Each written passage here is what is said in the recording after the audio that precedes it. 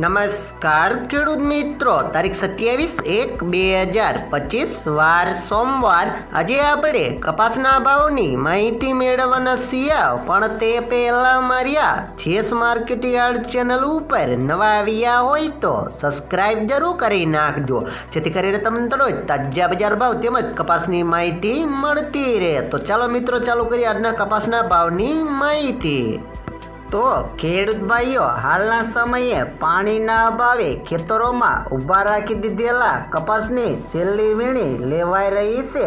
તો ગત વર્ષ દરમિયાન કપાસ સાચવીને દાઝી ગયેલા ખેડૂતો માટે માલ વેચી રહ્યા છે, ત્યારે કપાસની આવકનું પ્રેશર વધ્યું છે અને કોઈ 300 લાખ ગાંસડી રૂ કપાસ પાકવાની ધારણા મૂકે છે, તો કોઈ 320 લાખ ગાંસડીનો અંદાજ બહાર દેશે, તો કોઈ વળી 292 લાખ ગાંસડીના ટાર્ગેટ પર છે.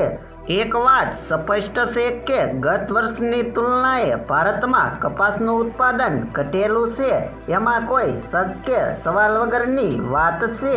દેશના બધા ખરીદ સેન્ટરો પરથી સીસીઆઈએ ટેકાના ભાવે 25 લાખ ગાંસડી કપાસ ખરીદી કર્યો છે.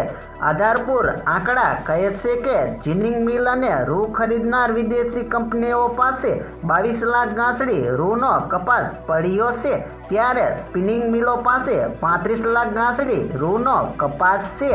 એવી ધારણા છે કે કદાચ 15 ફેબ્રુઆરી પછી આવકો ઘટીને 1.5 લાખ ગાંસડી રૂ કપાસ થયા પછી બજારમાં પ્રતિ ખાંડીએ રૂપિયા 1500 થી 2000નો સુધારો આવી શકે છે, એટલે કે પ્રતિ 20 કિલોએ રૂપિયા 100 થી 150ના ભાવ સુધરવાની તક છે.